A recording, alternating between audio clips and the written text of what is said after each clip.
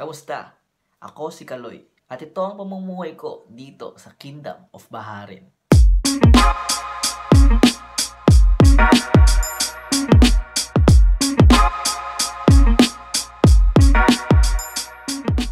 Bagit ko nga sa nakaraang episode ng vlog ko na dito ay nagtatrabaho ako as a waiter sa 4-star hotel sa Kingdom of Baharin. Magtatatlong buwan na ako dito at masasabi ko sa pamumuhay ko ay sobrang ayos talaga. At mas lalo itong naging maayos dahil sa 3 libre ko sa trabaho ko na mas lalong nakatulong sa pamumuhay ko dito. At ang 3 libre na iyon ay ang free accommodation, free transportation, at free food. Ang accommodation namin ay malayo-layo rin sa pinagkatrabahuan namin. Kaya sobrang laki talaga ng tulong ng free transportation, papuntang hotel at pabalik dito sa accommodation namin.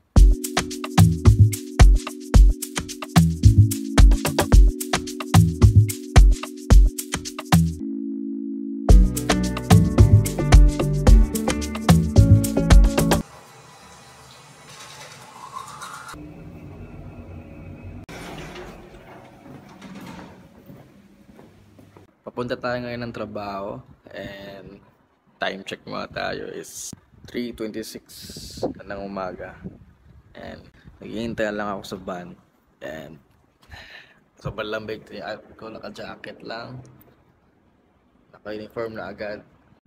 Shit, sobrang lakas na guys. Lakad-lakad lang mga tayo habang naghihintay tayo sa service natin. You know, nakasakay na tayo sa service natin. Pakita ko lang mamaya yung hotel pagdating natin. Kakarating lang natin. Ngayon, mag-set up muna ako.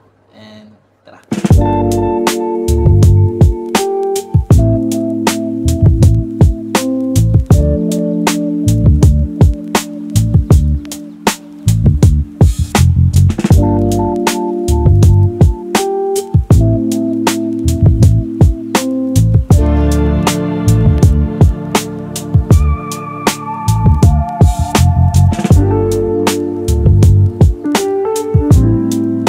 Tapos lang namin mag-sirado. Ayun. Hindi na naka-video kanina kasi dami ng guests. Busy na masyado to. Ayun. Ayan, sirado na. Sobrang hangin pa rin sa labas. Grabe hangin sa labas. Mainit-init na rin. Pero mahangin pa rin. Kaya ngayon ay pasakay na kami sa transportation namin. Kaya tara. I'm with Chef. What's your name, Chef? I'm the fuck.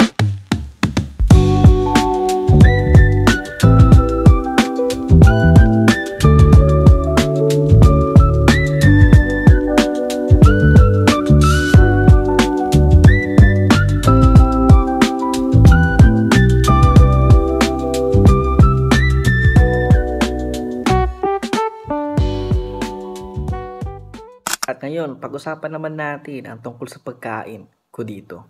Ang pagkain ko dito ay libre talaga. Pero kasagaran, lahat ng mga pagkain ay mga Arab at Indian food. Alam naman natin na sila ay mahilig sa mga spicy food. At ako naman ay hindi masyadong fan ng mga ito. Kaya nung nalaman ko na pwede akong mag-request ng Filipino food doon sa kitchen namin, ay dito ako natuwa at nakakain na rin ng mga lutong Pinoy. Kada break talaga ay mabubusog ka dahil ang pagkain ay walang limit at titigil ka na lang pag busog ka na. What's up guys? Labas muna tayo. Tamang lakad lang. Ang lamig. Sobrang lamig. Lakad-lakad lang muna tayo. Try ko kasi maghanap ng maghanap ng bola. Maghanap din ng court. Kaya tara.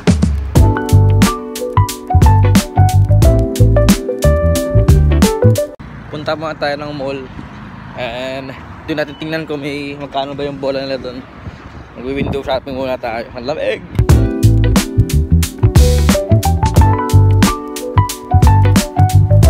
Nasa labas na ako. Pinakita kong bola pero napakamahal. Napakamahal talaga pag nasa mall. Kaya tayo na lang natin maghanap ng mga tinda-tindahan na. Punta tayo ngayon sa Filipino Garden. Andun daw kasi yung may basketball daw doon na court. Kaya try natin puntahan natin. Lakad na tayo. Sobrang lamig talaga ngayon. Kaya na itong umaga eh. Yung nakasinelos lang din ako. Sobrang lamig, putik. Alas 3 na ng hapon. Hindi pa rin lumalabas yung araw. Kaya lakad-lakad lang muna. Nakapin natin yung Filipino Garden na record.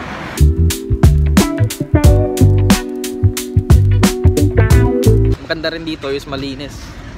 Wala masyadong kalat. Wala kang masyadong nakikitang kalat. Mga basura. Maganda dito maglakad-lakad. Lalo't ngayong panahon. Sobrang lamig nga pero pangit din naman kung maglalakad-lakad ka sobrang init, diba?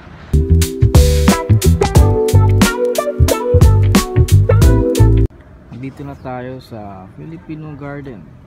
Ito sa court, mayroong basketball courts, mayroon din soccer. Ayan yung mga tao. Sayang walang kabayan na naglalaro. Walang lalaro ng basketball. May kilaro sana tayo eh. Kung mayroon man sana. Pagdating ko dito wala. At least nakapunta na ako dito at alam ko na rin yung direksyon. Tsaka kung may bola ako, tamang papawis lang tayo dito. Hindi na tayo palagi nasa gym lang. Sobrang lamig na. Hinihintay ko lang si ate, papakuha lang ako. Papakuha ako sa kanya at papatid na lang ako pa uwi. At least nakapunta ako dito at alam ko na, ayun o, ano ba yan, sunset? Hindi pala ha. Kinuha na ako ni ate ngayon and may dinaanan lang para may kuha natin ng ulam. Pauwi na rin, papatid ako pa uwi. Kaya yun. So many people here. Kita nyo yung mga patak-patak ko yun. Mga ambon dito. Taran! Ulam.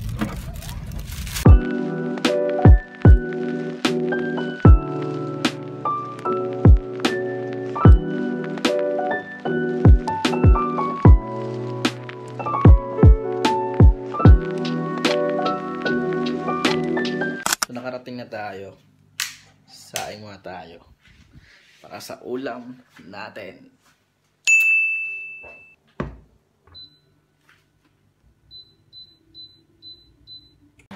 Guys, nakakita tayo sa ulam.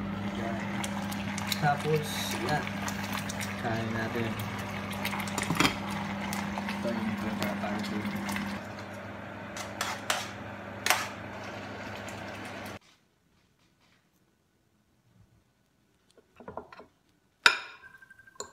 Magbabago talaga lahat ng nakasanayan mo sa Pinas pag nagtrabaho ka na sa ibang bansa.